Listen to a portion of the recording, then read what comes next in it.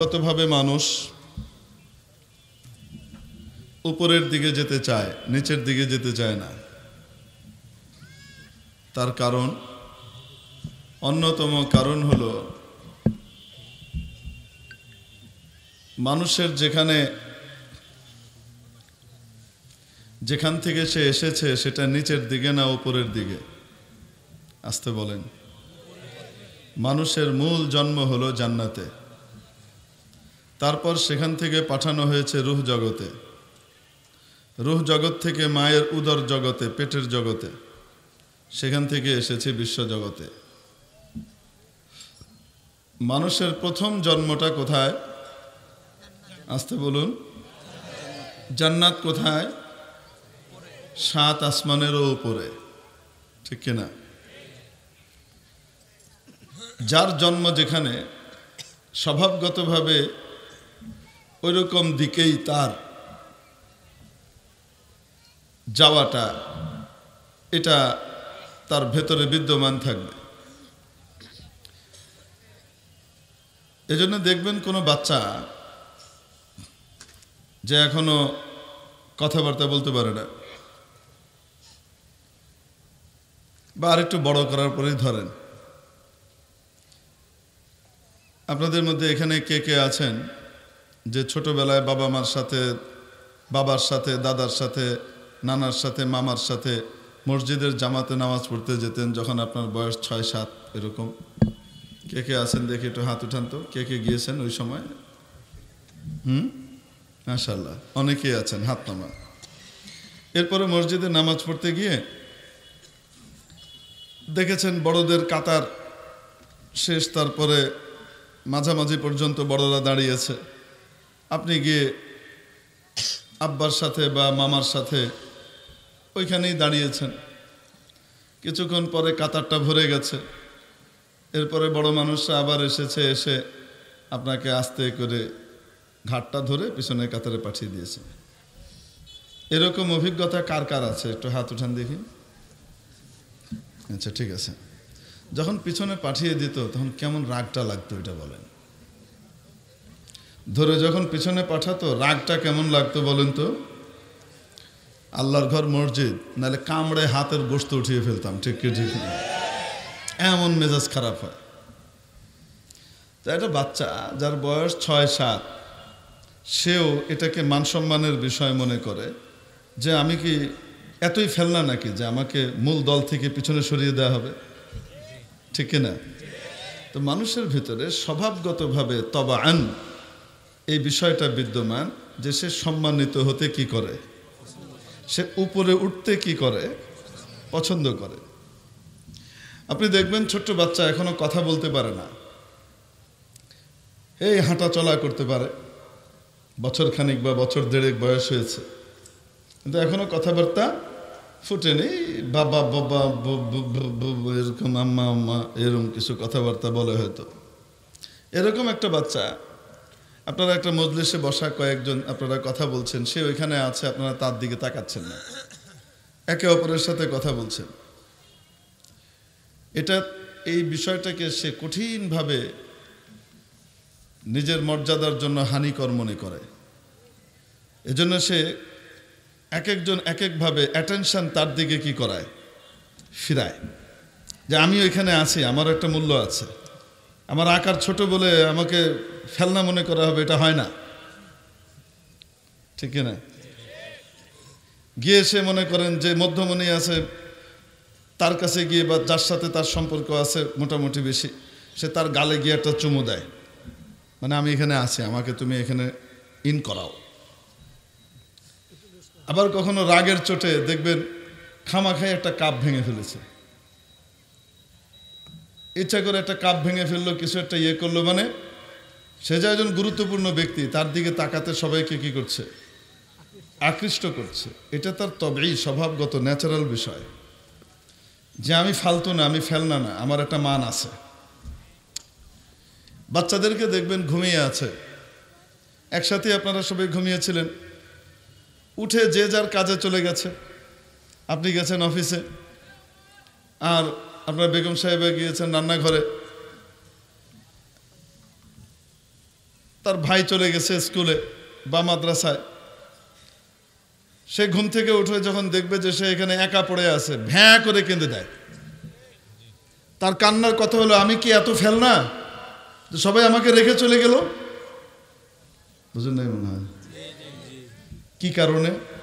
তার আত্মসম্মান বোধ, তার নেচার, তার স্বভাবের ভিতরে আল্লাহ রব্বুল আলামিন সম্মান প্রাপ্তির বিষয়টা রেখে দিয়েছেন, অনুভূতি আছে। অবাস্তব না বাস্তব? ইভেন দেখবেন এখনো হাঁটতেও পারে না, আব্বা আম্মাও ডাকতে পারে না, কোলের বাবু, তাকে আপনি কোলে নেন, কোলে নিয়ে তাকে আপনি একটু কাছে আনেন, দেখবেন সে খালি পা মেরে আপনার এখানে পা রাখতে চাইবে। আপনি একটা পা রাখার জায়গা করে দিবেন, সে ওইখানে থামবে না, সে পরের পা দিয়ে আরেকটু উপরে উঠবে। আপনি তাকে সুযোগ দেন, সে পরের পা দিয়ে আরেকটু উঠবে, উঠতে উঠতে ঘাড় পর্যন্ত যাবে, তারপরও সে মাথা মুথা পার হয়ে যখন একেবারে উপরে উঠবে, এরপরে সে একটা হাসি দিবে।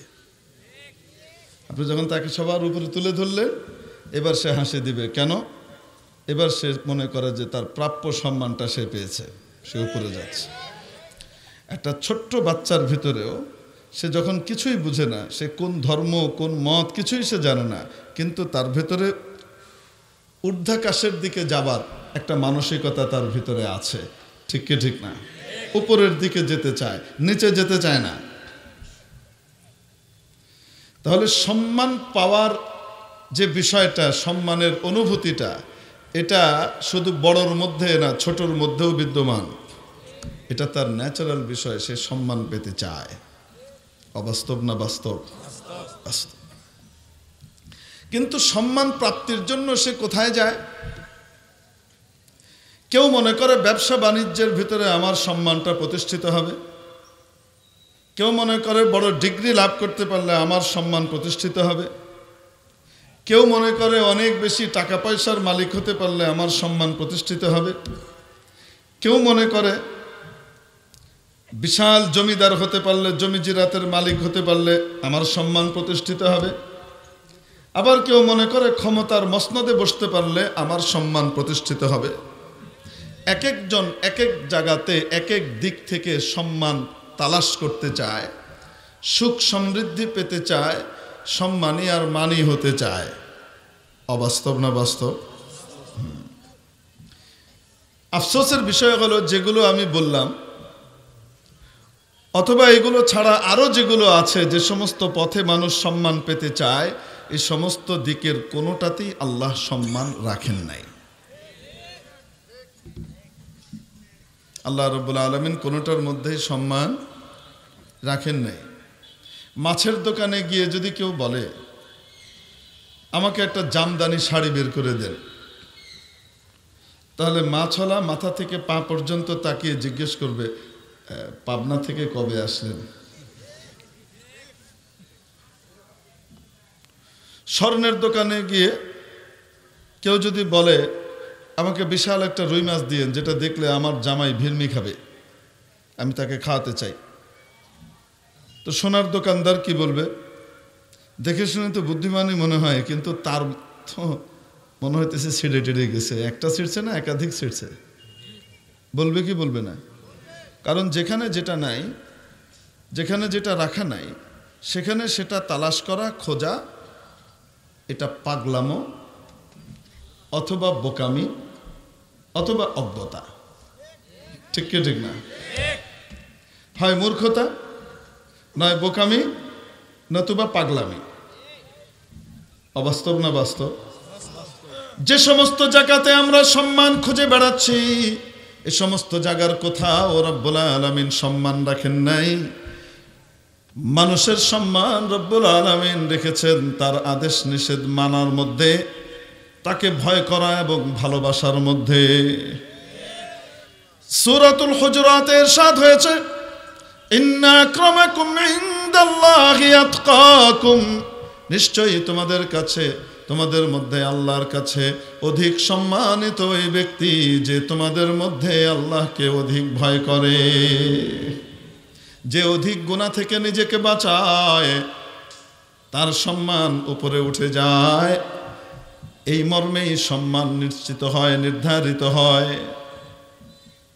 এক কথায় যার কাছে যত বেশি তাকওয়া থাকবে তার সম্মান আসমানবাসীদের কাছে তত বেশি বাড়বে। তাকওয়ার তিন অর্থ, তাকওয়ার তিনটি স্তর। ধাপে ধাপে সেই স্তরগুলোর উপর আলোচনা ইনশাআল্লাহ করব। মেরে মুহতারাম দোস্ত, এই যে মানুষের ভিতরে সম্মান বোধ, এটা দান করেছেন কে? আরো আসতে বলি, কে? আল্লাহ দান করেছেন। ইরশাদ করেছেন, ওয়ালাকাদ কাররামনা বনি আদম, নিশ্চয় আমি আদম সন্তানদেরকে, আদমের বাচ্চাদেরকে আমি সম্মানিত করেছি। সম্মানের ক্লাসিফিকেশনও বলে দিয়েছেন।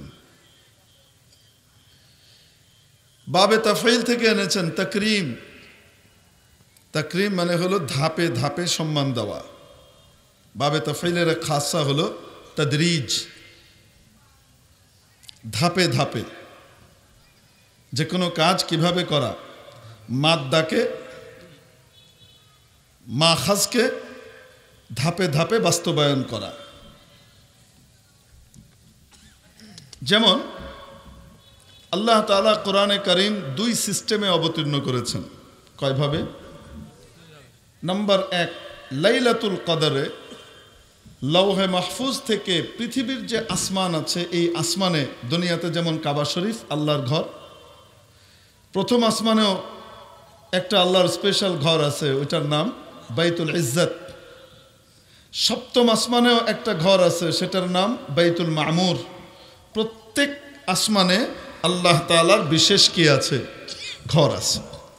তো দুনিয়ার আসমানের যে আল্লাহর ঘর, সেই ঘরের নাম হলো বাইতুল ইজ্জত। রব্বুল আলামিন লাইলাতুল কদরে লৌহে মাহফুজ থেকে দুনিয়ার আসমান বাইতুল ইজ্জতে গোটা কোরআনে কারীম একসাথে অবতীর্ণ করেছেন। কোন রাতে? লাইলাতুল কদরে গোটা কোরআন একবারে নাজিল করেছেন। এটা হলো নাজিলের প্রথম ধাপ। এরপরে নবীজি সাল্লাল্লাহু আলাইহি সাল্লামের 23 বছরের নবুয়তের আমলে এই দুনিয়ার আসমান থেকে, ওখান থেকে আবার ধাপে ধাপে ধাপে ধাপে সময়ে সময়ে একটু একটু একটু একটু করে নাজিল করেছেন। দুইটা সিস্টেম, একটা একবারে নাজিল করেছিলেন, আর নবীজির কাছে পাঠিয়েছেন একবারে না ধীরে ধীরে? আসতে বলেন।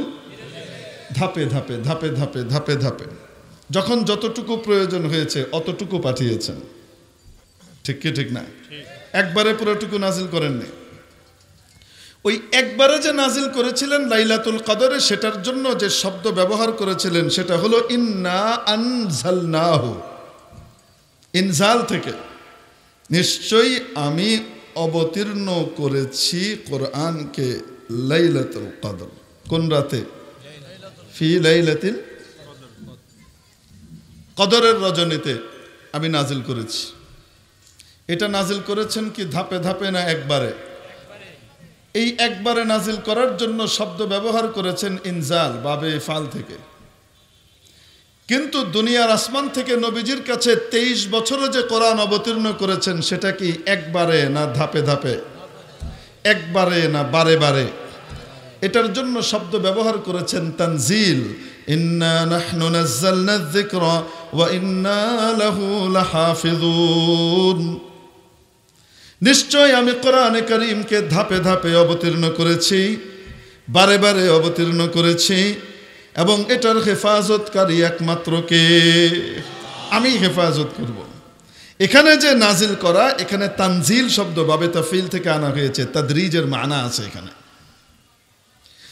ঠিক তেমনি ভাবে রব্বুল আলামিন কোরআনে কারীমে মানুষকে সম্মান দিয়েছেন।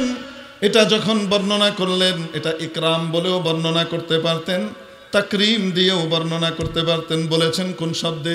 ওয়ালাকাদ কাররামনা বনি আদম, নিশ্চয় আমি আদম সন্তানকে, নিশ্চয় আমি আদমের বাচ্চাদেরকে, তার সন্তানাদিকে সম্মান দিয়েছি।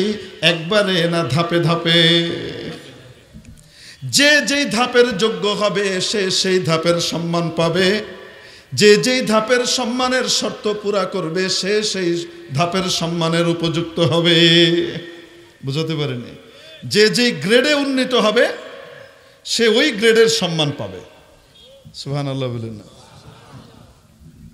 সর্বপ্রথম ধাপ মানুষকে সম্মান দেওয়া, হযরত আদম আলাইহিস সালামের বংশে তৈরি করা। আদম আলাইহিস সালামের স্ট্রাকচার, আদম আলাইহিস সালামের অবয়ব আর আকৃতিতে কাঠামোতে তৈরি করা, এটা হলো সর্বপ্রথম সম্মান। লাকাদ খালাকনাল ইনসানা ফি আহসানি তাকওয়িম, নিশ্চয় আমি মানুষকে সর্বোত্তম অবয়ব, সবচেয়ে সুন্দর কাঠামো, স্ট্রাকচার দিয়ে তৈরি করেছি। একবার খলিফা হারুনুর রশিদ তার স্ত্রীর সাথে চাঁদনি রাতে বসে বসে গল্প করছেন বাগানে, দহলিজে বসে গল্প করতে করতে ভাবাবেগের শিকার হলেন। স্ত্রীর ভালোবাসা এবং রূপ সৌন্দর্যে মুগ্ধ হয়ে মুখ ফসকে একটা কথা বলে ফেললেন। চিন্তা ভাবনা করে বলেছেন না, মুখ ফসকে বেরিয়ে গেছে কি, তুমি যদি এই পূর্ণিমার চাঁদের চেয়ে সুন্দরী না হও তোমার উপর 3 তালাক। কি বললেন? এখন পূর্ণিমার চাঁদ, এখন বলেন তো মানুষ বেশি সুন্দর না পূর্ণিমার চাঁদ বেশি সুন্দর? কই থেকে মানুষ বেশি সুন্দর? গায়ের জোরে বললে হবে? কোরআনের আয়াত কই থেকে এলো? কোরআন আয়াত তো পরে আসবে। পূর্ণিমার চাঁদ যখন উঠে আপনাদের শুধু গুরুদাসপুরকেই আলোকিত করে না গোটা অর্ধ জাহানকে আলোকিত করে? পুরা জাহান না, অর্ধ জাহানকে, এক ইকলিমকে আলোকিত করে। আরেক পাশ তো অন্ধকার, আরেক পাশে কালকে যাবে। ঠিক কি ঠিক না? তো পুরা আধা জাহানকে কি করে দেয়? আলোকিত করে দেয় পূর্ণিমার চাঁদ। কেমন আলোকিত করে? ওই দূরের লোকটাকে ওইখান থেকে চেনা যায় রাতের বেলা। বলেন না কেন? এত আলো এসে ভাসিয়ে দেয়। আর বাদশার স্ত্রীর কি অবস্থা? একটা রুমের ভিতরে ঢুকলে সে যত বিশ্ব সুন্দরী হোক না কেন, সে যে সুন্দরী এটা দেখার জন্য আলো জ্বালাইতে হবে, সে একটা রুমকেও আলোকিত করতে পারে না। বলেন না কেন? তাহলে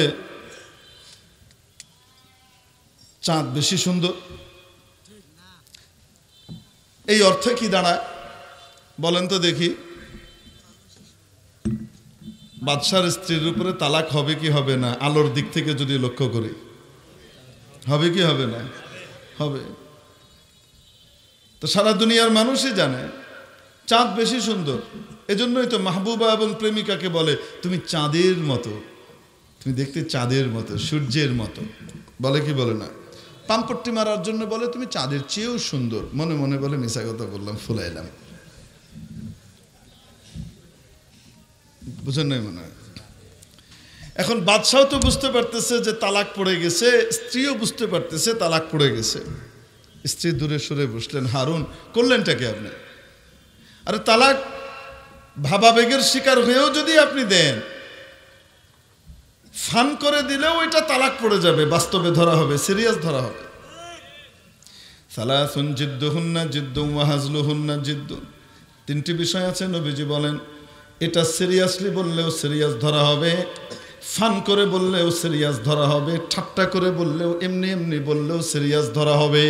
এটা সিরিয়াসলি নেওয়া হবে। এটা ঠাট্টা করার বিষয় নয়, এটা ফান করার বিষয় নয়। তার ভিতরে 1 নম্বর হলো আন নিকাহ, 2 নম্বর আত তালাক, 3 নম্বর আল আতাক।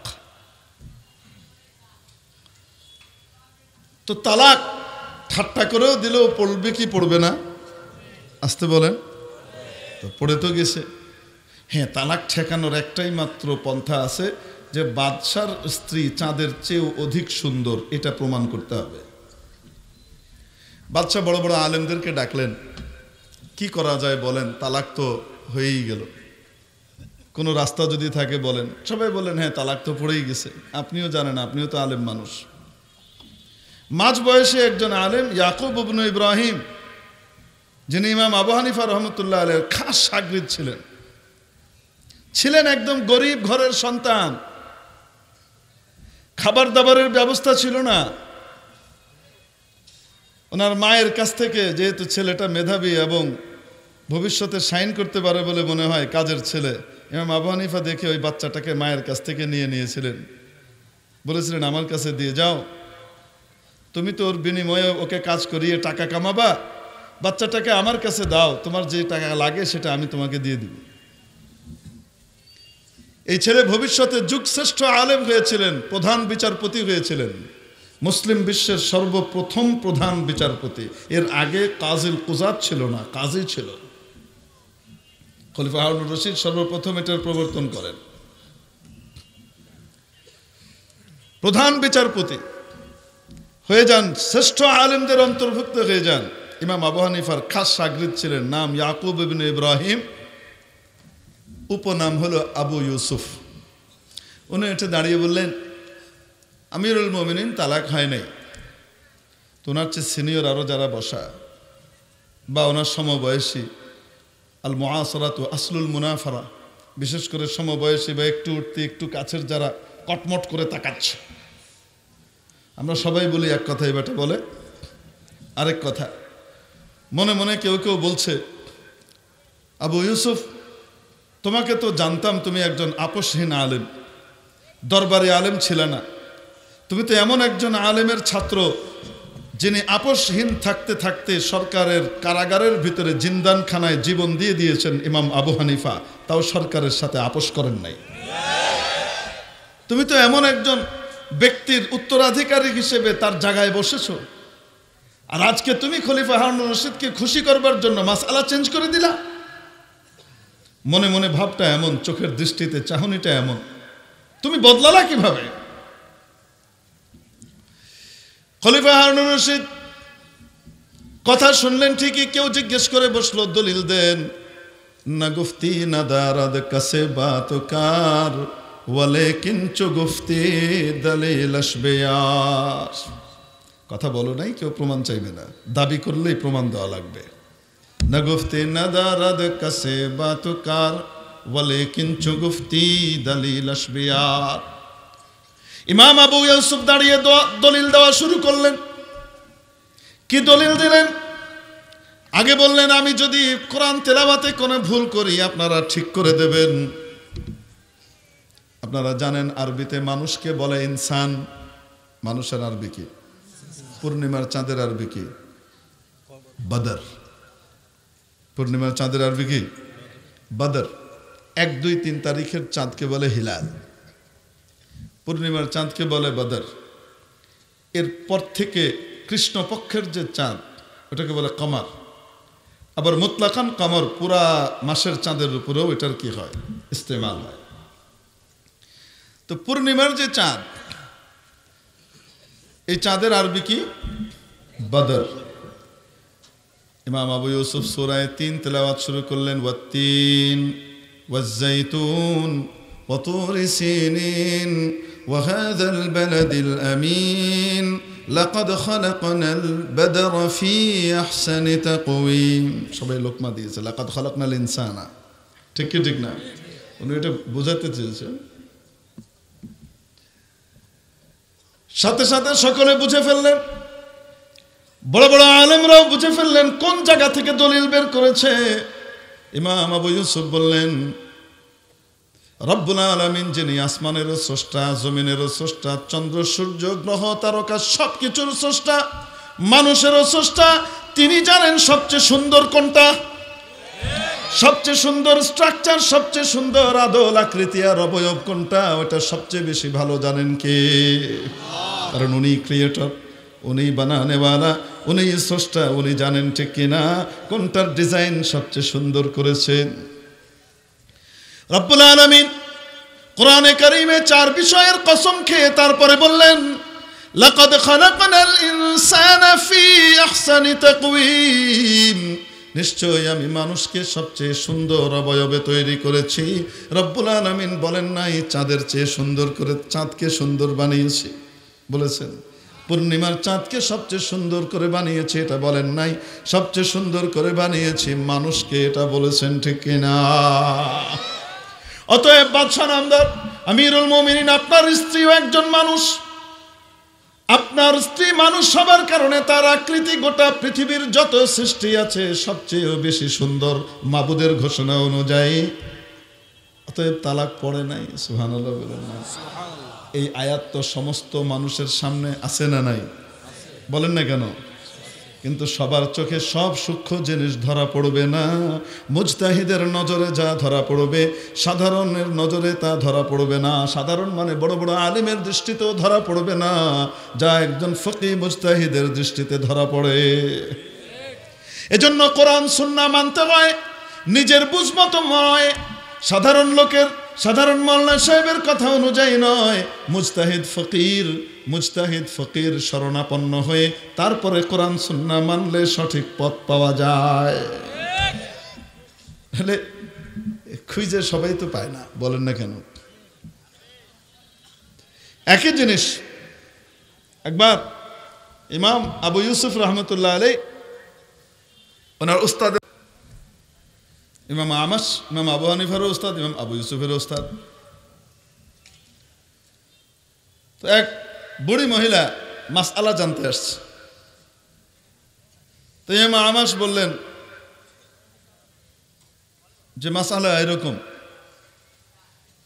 আমার কাছে তো দলিল নাই কোরআন হাদিসের, এই ব্যাপারে কোরআন সুন্নায় কোনো প্রমাণ নাই, কিন্তু মাসআলা মনে হয় এরকম হবে। ইমাম আবু ইউসুফ ছাত্র, উনি বললেন হযরত সম্ভবত মাসআলাটা এরকম হবে। শোনার পরে ইমাম আমাশ বললেন হ্যাঁ এরকমই হওয়ার সম্ভাবনা বেশি, তুমি যেরকম বলছো, কিন্তু দলিল বলো, কোত্থেকে পেলা? বলে হুজুর আপনার কাছ থেকেই তো এই হাদিস পড়েছি।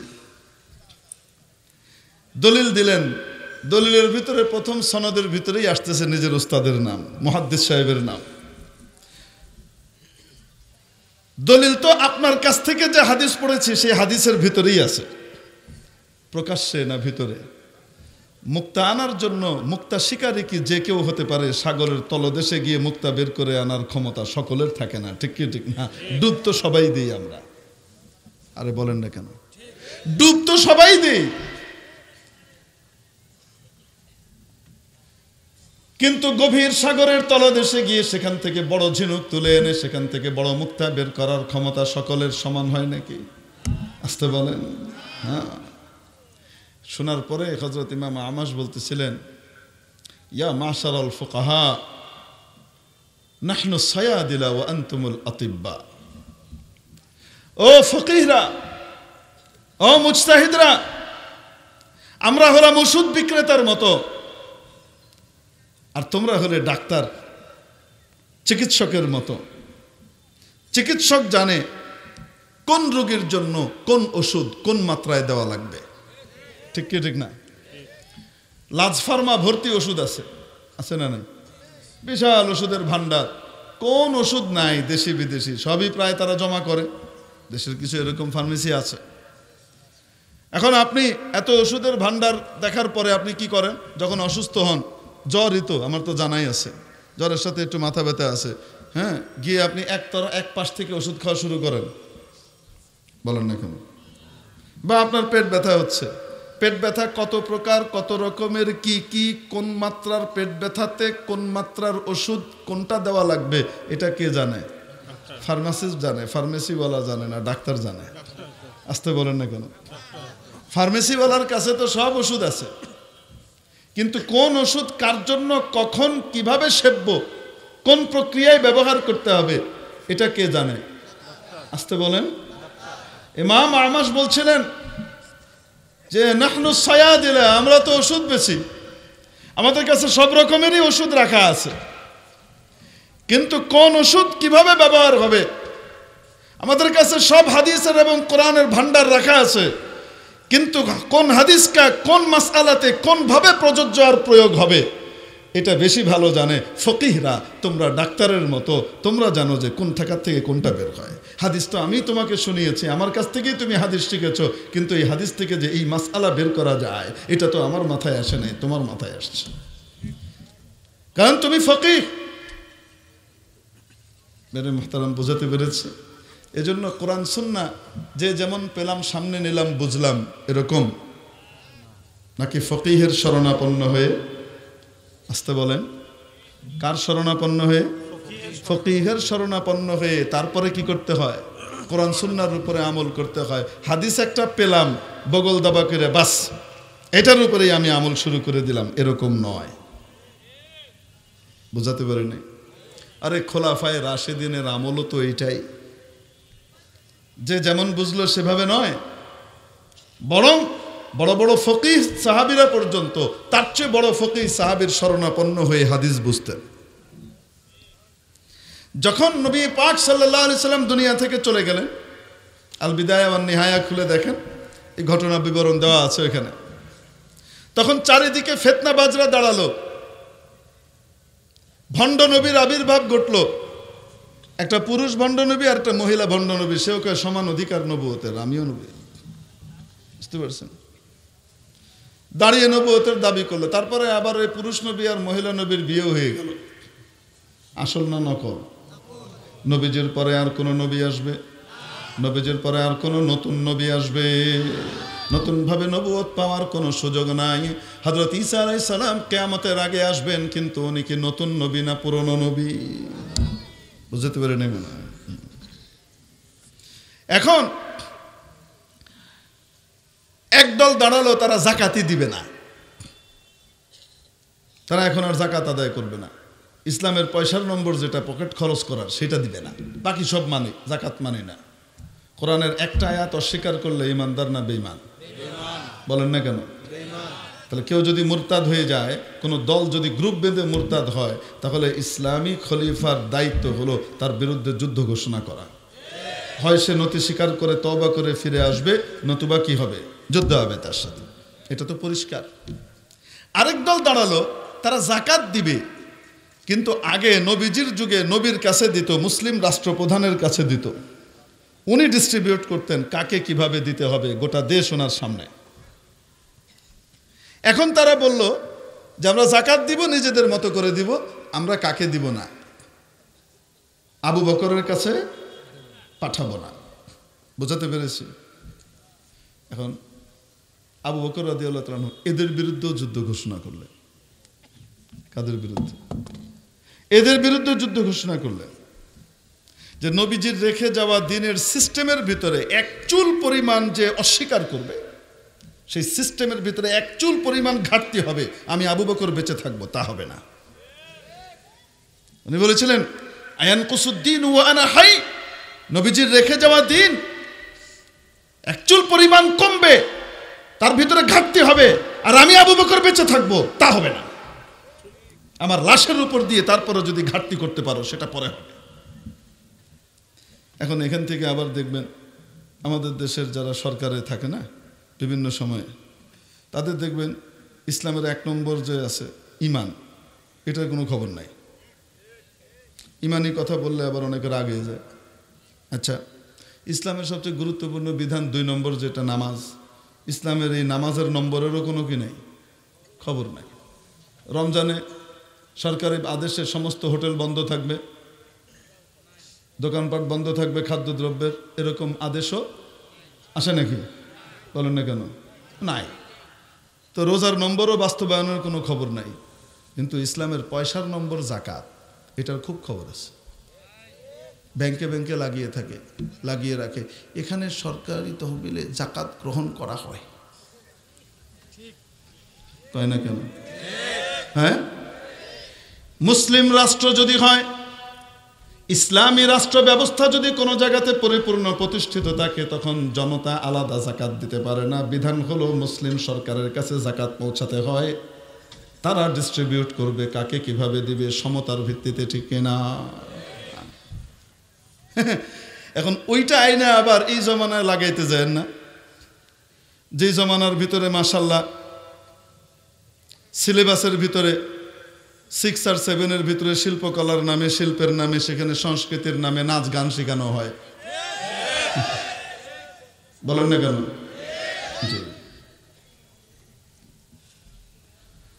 6-7 বইয়ের ভিতরে বাচ্চাদেরকে যৌনতা শেখানোর ব্যবস্থা করা হয়। নিরাপদভাবে করতে হবে, কারোর সাথে করা যাবে না, যদি করতেই হয় তো নিরাপদভাবে করতে হবে, পটকা ব্যবহার করতে হবে, এই করতে হবে, সেই করতে হবে, এগুলো শেখায়। যারা কুত্তার জিন্দেগি যাপন করে ইউরোপ আমেরিকাতে, কুকুরের জীবন যাপন করে, তাদের মতো উন্নতি তো কালচারাল উন্নতি আমরা চাই না। আমরা তো তাদের চেয়ে কালচারালি উন্নত, ঠিক কি ঠিক না? আমি আপনাদেরকে জিজ্ঞেস করি, আপনারা যদি কেউ যান বাংলাদেশের একদম গরিব অঞ্চলের একটা লোক, সে মনে করেন 10-15 জনকে দাওয়াত করে নিয়ে গেল, আসেন আমরা একসাথে খাই। দাওয়াত করে নিয়ে হোটেলে খাওয়ার পরে বিলটা কে দেয়? বলেন না কেন? যে দাওয়াত করেছে সে যত গরিবই হোক না কেন, যেহেতু উনি দাওয়াত করেছেন, বিলটা কে দিবেন? উনিই তো দিবেন, দায়িত্বটা তো ওনারই। বলেন না কেন? এখন যদি বাংলাদেশে কেউ এরকম করে, অনেক ধনী মানুষ সবাইকে দাওয়াত টাত করে এনে খাওয়ায় দেওয়া, তারপরে বলে হিজ হিজ হুজুর যার যার বিলটা দিয়ে দেন, এটাকে আপনারা কি বলবেন?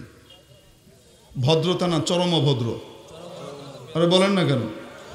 হুমায়ুন আহমেদ সাহেব লিখেছেন, মরহুম হুমায়ুন আহমেদ সাহেব লিখেছেন, আমরা মৌলানা সাহেবদের বর্ণনা দিলে তো বলবে যে হুজুররা খালি পাশ্চাত্যের বদনাম করে বেড়াচ্ছে, পাশ্চাত্যের কম্পিউটার আপনারা ব্যবহার করছেন না, প্লেনে চড়ে হজে যাচ্ছেন না, বাবারে বাবা, ও মা, প্লেন কি সমস্যা করছে? কি মায়া পাশ্চাত্যের জন্য! দেশের জন্য মায়া নাই, পাশ্চাত্যের জন্য খুব মায়া। আরে কয় না কেন? দেশের জন্য মায়া নাই, পাশের দেশের জন্য পাগল হয়ে যাচ্ছে। আছে না নাই? অদ্ভুত কারবার। কাউরে দিই পাকিস্তানি রাজাকার, কাউরে দিই ভারতীয় রাজাকার, কাউরে দিই আমেরিকান রাজাকার। রাজাকারের অভাব নাই দেশের ভিতরে, ব্যাপারটা কি?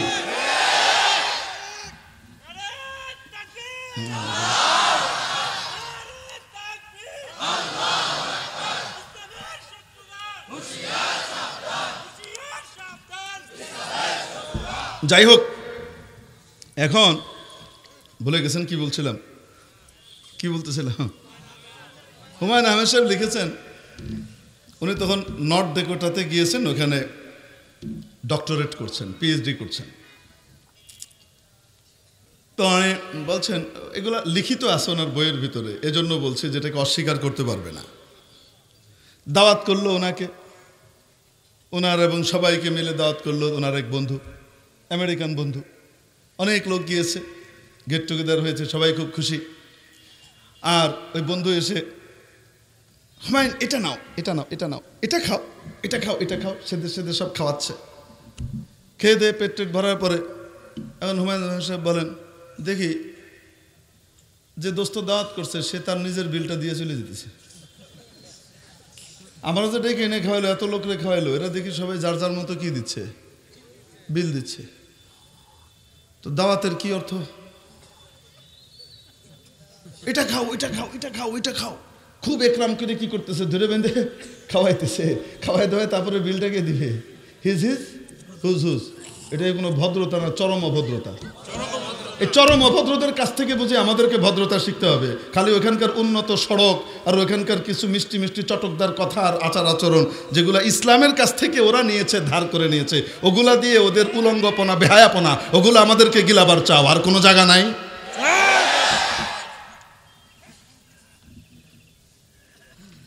তো কুকুরের জিন্দেগি, কিছু মনে করেন না আপনারা। আপনারা আমাদের দেশে আমরা কি করি বলেন? 1 বছর, 1.5 বছর, 2 বছর পর পর কাপড় চেঞ্জ করি, নতুন কাপড় নেই, কাপড় বদলাই না, পুরোনোটা বদলিয়ে নতুনটা নিই। যারা খুব শৌখিন তারা গাড়ি বদল করে, 1 বছর, 2 বছর, 4 বছর পর পর গাড়ি নতুন মডেলের নেয়, এটা বাদ আরেকটা নেয়, ঠিক কি ঠিক না? ইউরোপ আমেরিকাতে এরা 3-4 বছর পর পর জামাই আর বউ বদল করে, এটা বাস্তব। মানে এই সমস্ত, আপনি দেখেন না এলাকার ভিতরে কুত্তা আছে না, কুত্তি আছে না, কিছুদিন এই কুত্তার পিছনে, তারপরে এই কুত্তা বাদে আরেক কুত্তা, তারপরে আরেক কুত্তা, তারপরে আরেক কুত্তা, কিছুদিন এই কুত্তের পিছনে এই কুত্তি, কিছুদিন পরে আরেক কুত্তি, তারপরে আরেক কুত্তি, তারপরে আরেক কুত্তি। বলেন না কেন? ঠিক ঠিক না? এই যে সিস্টেম, এটা কি মানুষের সিস্টেম না জানোয়ারের সিস্টেম? তো জানোয়ারের সিস্টেম। আমাদের বাংলাদেশের যে ক্রিশ্চিয়ান কালচার, আমাদের সিস্টেম কি? কত সভ্য ভদ্র মানুষের সিস্টেম, স্ত্রীকে বিয়ে করেছে, সারা জীবন কাটিয়ে দিচ্ছে। স্বামীকে বিয়ে করেছে, সারা জীবন কাটিয়ে দিচ্ছে, সুখ দুঃখের ভিতরে যত কষ্টই হোক না কেন তাকে ছেড়ে চলে যাচ্ছে না। অবাস্তব না বাস্তব? আমাদের সাবেক প্রেসিডেন্ট মরহুম অ্যাডভোকেট, মরহুম তো না, বেঁচে আছেন তো, কি নাম, আব্দুল হামিদ অ্যাডভোকেট সাহেব, উনি এক ইউনিভার্সিটির কনভোকেশনের ভিতরে বড় বড় কর্মকর্তারা যেখানে ছিলেন ওখানে আবার প্রধান বিচারপতিও ছিলেন, আক্ষেপ করে আফসোস করে বলেছিলেন, এখন আমাদের দেশে ডিভোর্সের হার যেইভাবে বেড়েছে এটা তো অশনি সংকেত, এটা কল্পনা করা যায় না, এটা আমাদের দেশের ভিতরে ছিল না। আমরা তো একজনকে নিয়ে সারা জীবন পার করে দিছি, যে যাকে বিয়ে করছে তাকে নিয়ে সারা জীবন পার করে দিছে। কুত্তা বিলাইয়ের মতো কিছুদিন পর পর বউ বদল করে নাই, কিছুদিন পর পর জামাই বদল করে নাই। এটা ইউরোপ আমেরিকার সিস্টেম, ওই সিস্টেম আমাদের দেশে চালু করতে দেওয়া হবে না। ওই সিস্টেম এখানে আমদানি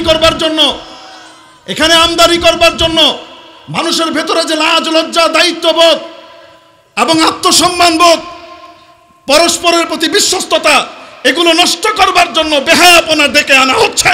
নবীজি ইরশাদ করেছেন, ইদা ফাতাকাল হায়াউ ফাফআল মা শিতা, যখন তোমার ভেতর থেকে হায়া আর ঈমানি লজ্জা চলে যায় তখন যা ইচ্ছা তুমি তাই করতে পারবা, মানুষের স্তরে থাকবে না, কুকুরের জিন্দেগি যাপন করবে।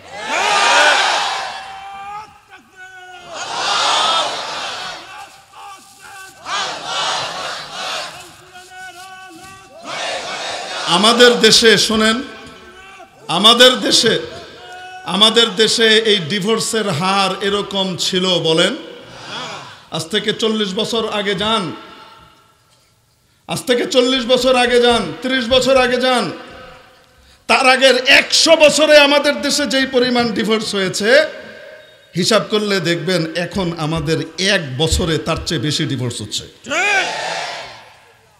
কেন? লাজ লজ্জার মাথা খেয়ে ফেলেছে। শরীয়ত যে বাইন্ডিং দিয়েছে সেই বাইন্ডিংকে আমরা মানি নাই। আমাদের ভিতরে আগে চক্ষু লজ্জা ছিল, পর্দা ছিল, একে অপরের সাথে চলাফেরাতে বিধিনিষেধ এবং বাধ্যবাধকতা ছিল, ঠিক কি ঠিক না? বলেন না কেন? ঢাকা ইউনিভার্সিটিতে সান্ধ্য আইন ছিল, হলগুলাতে, মেয়েদের হলগুলার ভিতরে আইন ছিল, মাগরিবের পরে বাইরে থাকতে পারবে না, ভিতরে থাকতে হবে। আরে ছিল কি ছিল না? ছিল। এখন আছে তো? বলেন না কেন? নাই। কো এডুকেশনের নামে আলেম ওলামারা বারবার বলেছে প্রত্যেক নারীকে শিক্ষা দেন, তবে নিরাপদ শিক্ষা ব্যবস্থা করেন, শিক্ষালয় দিয়েন, কোন ক্রমেই যেন সে টিজের শিকার না হয় সেই ব্যবস্থা করেন। নারী আলাদা পড়বে, পুরুষ আলাদা পড়বে, একটা বয়সের পরে নারী পুরুষের আলাদা শিক্ষালয় বিদ্যালয় থাকবে, ঠিক কি ঠিক না? আলেম ওলামারা এই দাবি করে। এই দাবির ভিতরে তোমাদের কি সমস্যা এটা আমরা জানতে চাই পাশ্চাত্যের কাছে। ওরা কেন আমাদেরকে কো এডুকেশনে বাধ্য করে এটা আমরা জানতে চাই। কেন বলবো নাকি? এক বান্দর মার খেত প্রতি রাতে চুরি করে, ধোপার বাড়িতে গিয়ে ধোপা মার জড়ো করে রাখতো। এর পরের দিন কি করবে? ওই যে যারা কাপড় ধুতে দিয়েছে এদের সুতি কাপড়ে দিয়ে কি করবে? কড়কড়ে করবে, বুঝেন না? সকালবেলায় দেখে মার নাই। প্রতিদিন বাঁদর রাতের বেলায় এসে কি করে?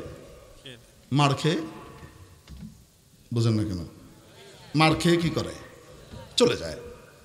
এখন একদিন এই বেটা এরকম করে দা নিয়ে বসে আছে গোপনে, যেমনি মার খেতে আসবে ডেলি তুমি আমাকে জ্বালাতন করো, কোপ একটা দিব, একেবারে জীবনের মার খাওয়ার স্বাদ পুরা করে দিব আর কি, এই জন্য বসে আছে। চুরি করিস। বাঁদর তো বাঁদরই, বলেন না কেন? যারা নিজেদেরকে বাঁদরের জাত মনে করে তারা ওই টাইপেরই। সারা পৃথিবীর ভিতরে সব প্যাঁচ লাগায় রাখে এই বান্দর, বলেন না কেন? এক বান্দর, তার খুব দই খাওয়ার শখ হয়েছে। এক লোক মাথায় করে দই নিয়ে যাচ্ছে, ওটা দেখে তার কি শখ হয়েছে? বলেন না কেন? এখন তার পিছন পিছন সে যাচ্ছে, দূরত্ব বজায় রেখে একটা তাল করছে, কোনোভাবে যদি দইটা মাটিতে রাখে তাহলে সে একটা কাজ করবে আর কি। তার দোয়া হয়তো কবুল হয়ে গেছে। দইওয়ালার পেশাব পেয়েছে, পি লেগেছে। তো সে ওটাকে পাশে নামিয়ে রেখে একটু দূরে গিয়ে কি করছে, পি করতে গিয়েছে। বাঁদর মেয়ে এসে সাবার করে দিয়েছে। আচ্ছা খেয়েছে, এটা তো ছিল দুষ্টুমি, জটটুক করেছে সে, চুরি বা দুষ্টুমি, ঠিক না? তো চলে যাওয়ার সময় করেছে কি, ওই যে অল্প কিছু দই নিচে লেগেছিল, ওইটা হাতে নিয়ে পাশে একটা ছাগল ঘাস খাচ্ছে, ওই ছাগলের মুখে মুখে মাখিয়ে দিয়েছে। এখন যখন দইওয়ালা ফিরে এসেছে, তার সমস্ত রাগ গিয়ে পড়েছে কার উপরে? বুঝতে পেরেছেন? তো এটা যেটা করলো, এটা হলো বান্দরামি আর শয়তানি, ঠিক কি ঠিক না? করে একজন, নিজেরা করে, আর সেটার দায় অন্যের ঘাড়ে চাপায়। আসতে বলেন, ঠিক কি ঠিক না? ঠিক এই কাজ আপনি দেখেন, বান্দরের ছাও হিসেবে যারা নিজেদেরকে দাবি করে, এদের অবস্থা দেখেন, পাশ্চাত্যের অবস্থা কিন্তু এরকমই।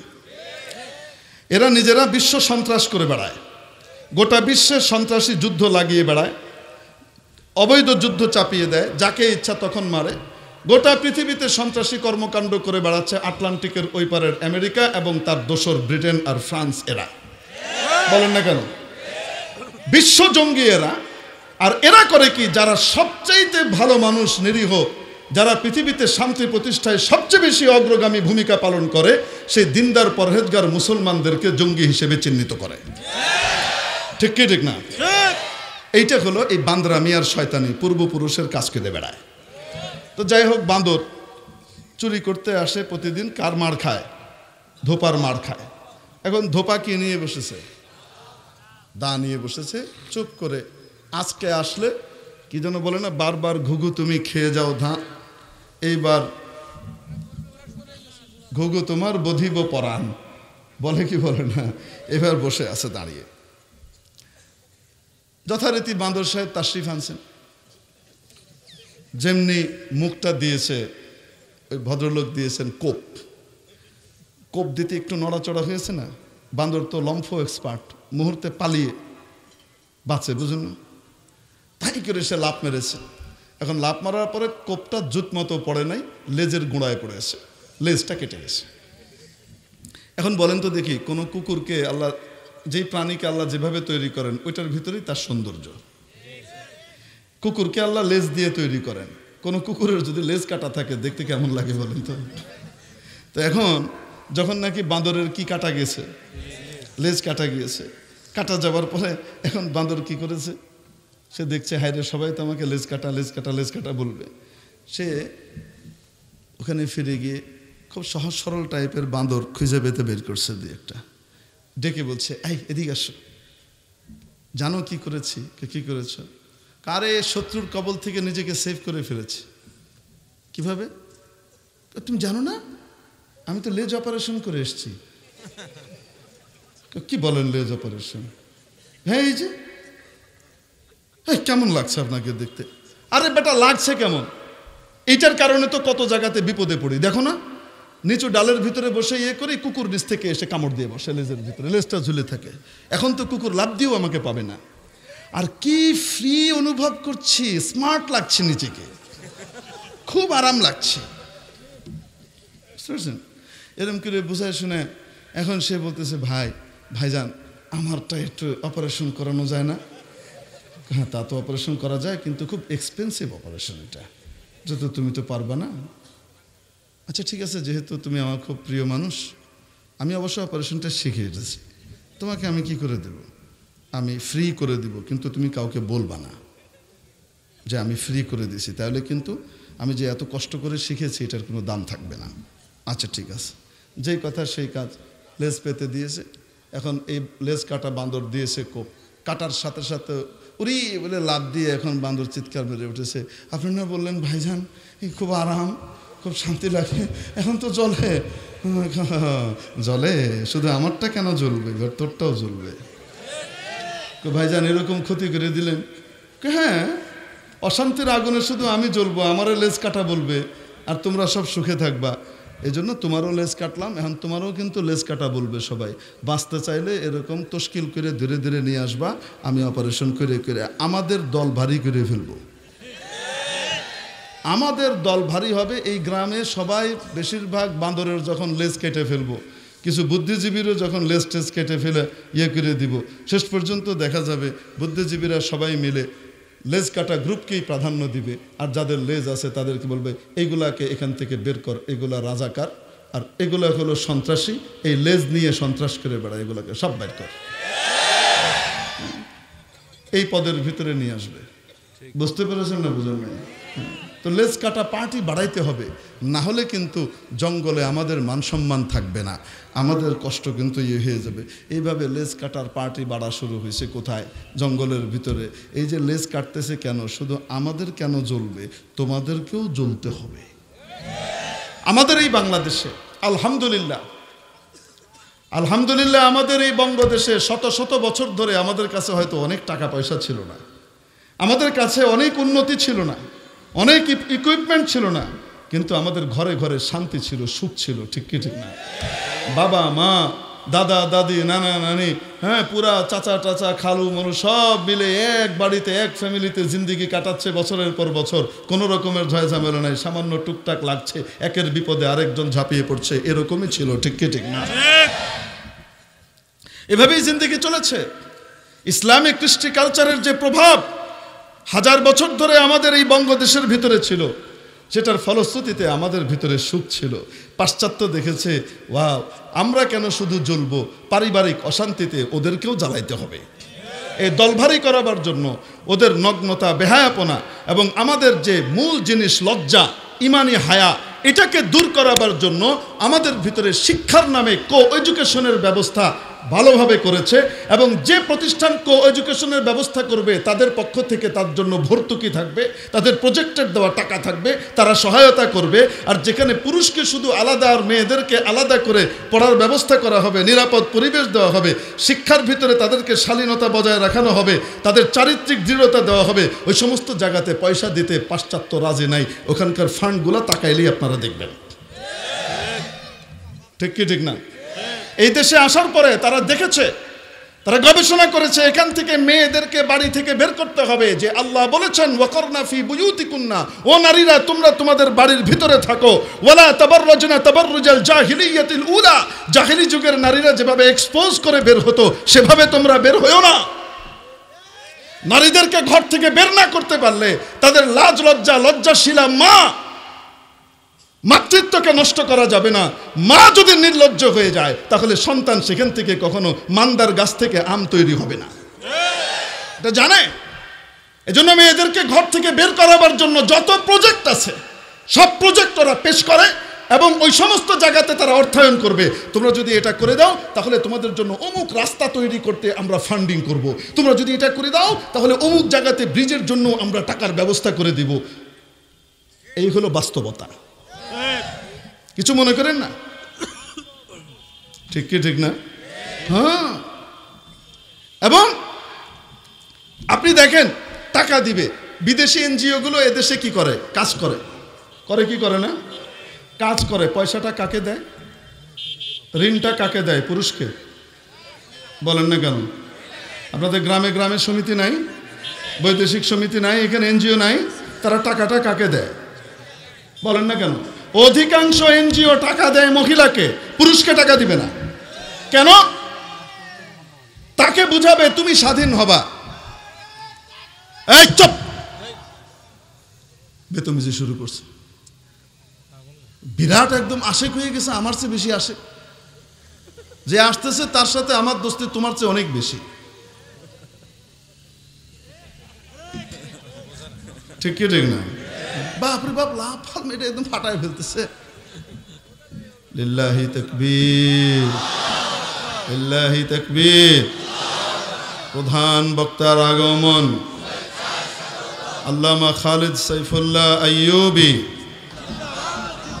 আল্লামা খালিদ সাইফুল্লাহ আইয়ুবী, সুলতানুল ওয়াইজিনের আগমন। এই এত আস্তে শুভেচ্ছা স্বাগতম দিলে গরম বয়ান বেরিয়ে হুজুরে।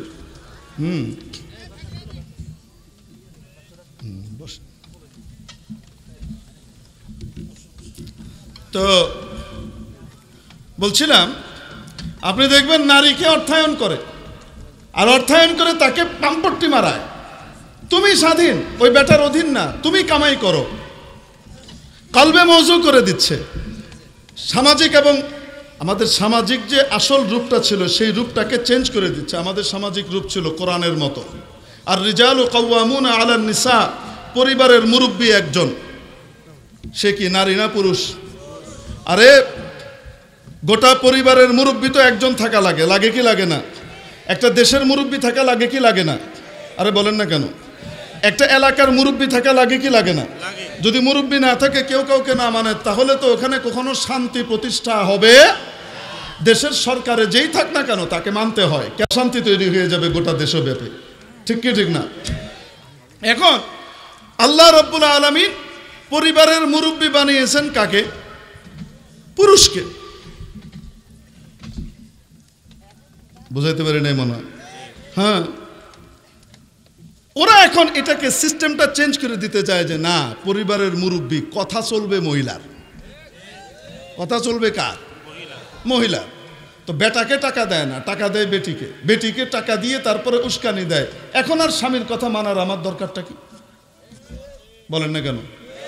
তারপরে সে মাতব্বরি করতে থাকে। মাতব্বরি করলে কি দশা হয় বলবো আপনাকে? ওই পরিবারের দশা কি হয় বলবো? বলেন তো দেখি। গরু কি করে? তার লেজটাকে ঘুরায়। ঠিক কি ঠিক না? গরু যখন লেজ ঘুরায়, গরুও শান্তিতে থাকে, লেজও শান্তিতে থাকে। বলেন না কেন? প্রয়োজন মাফিক লেজ কথা মানে কার? গরুর। এখন যদি লেজ বলে যে না, আমি কি করব? ঘুরাবো, এতদিন আমি ঘুরছি, এখন গরু ঘুরবে, আমি কি করব? জায়গা মতো দাঁড়ায় থাকবো।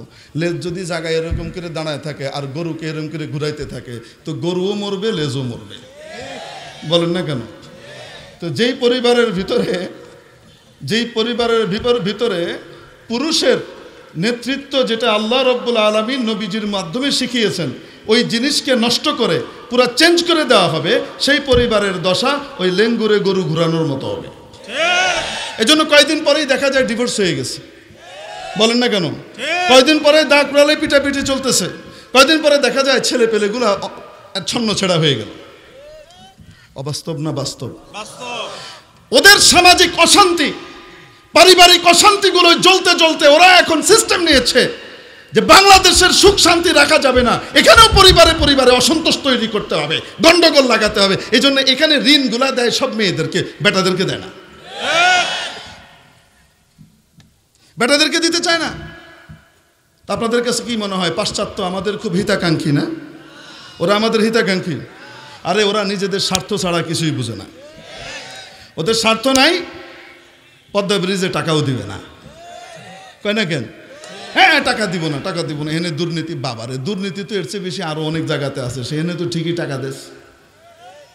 এখানে কেন দেস না? কারণ এখানে তোমার স্বার্থটা পুরা হচ্ছে না। অবাস্তব না বাস্তব? এরকম সব জায়গাতেই। মেরে মুহতারাম দোস্ত, এজন্য বলছিলাম ওদের তো লেজ কেটেছে, ওই লেজ এখন আমাদেরও কাটাবার জন্য ওরা উঠে পড়ে লেগেছে। যদি মায়ের ভেতর থেকে, নারী জাতির ভেতর থেকে হায়া, সম্ভ্রমবোধ, লজ্জা, ইমানি হায়া নষ্ট হয়ে যায়, যুবকদের ভিতর থেকে যদি ইমানি হায়া আর লজ্জা নষ্ট হয়ে যায়, তাহলে চারিত্রিক অধপতন হবে। ওই চারিত্রিক অধপতিত নারীর পেট থেকে রাবেয়া বসরিয়া আর হাসান বসরি তৈরি হবে না, ওখান থেকে বাটপারি তৈরি হবে। ওরা জানে পুরো জাতিকে নষ্ট করতে হলে এই কাজ করতে হবে, আর আমরা ওদেরকে বন্ধু বানায় বসে আছি। সুবহানাল্লাহ বিহামদি। কাফের কোনোদিন মুসলমানের বন্ধু হতে পারে? রব্বুল আলামিন বলেন, ও নবী, যতই আখলাক দেখান, যতই ভালো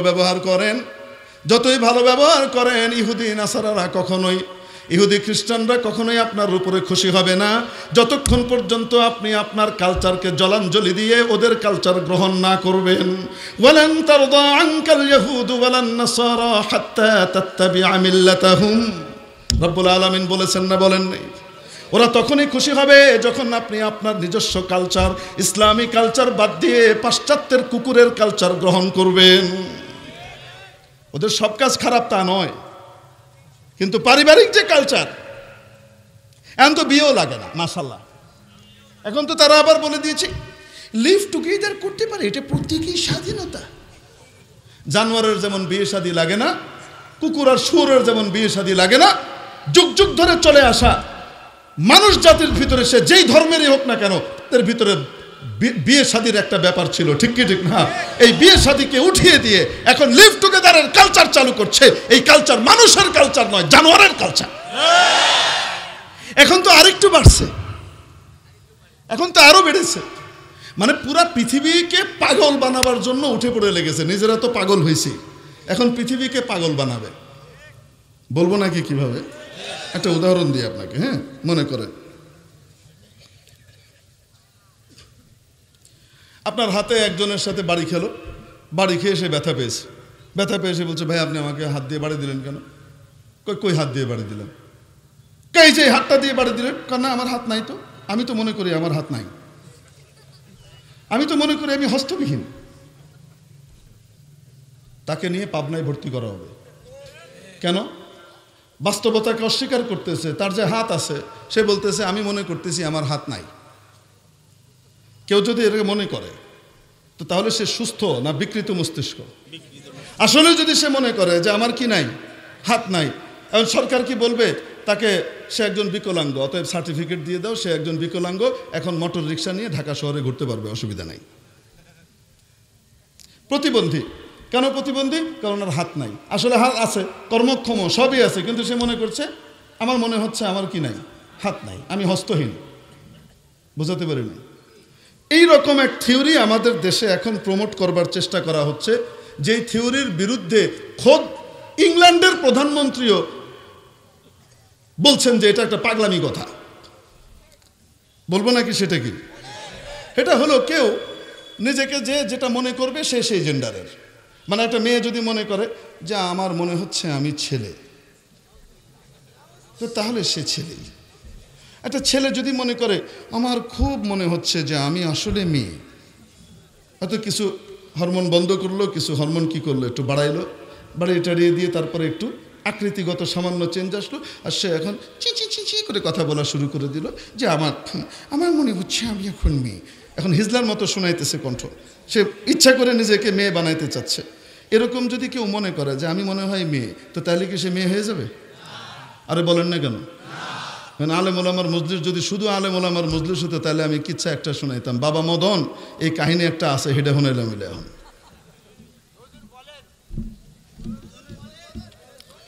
বলা যাবে না, সব কথা গ্রহণ করতে পারবেন না, এই জন্য বলাও যাবে না।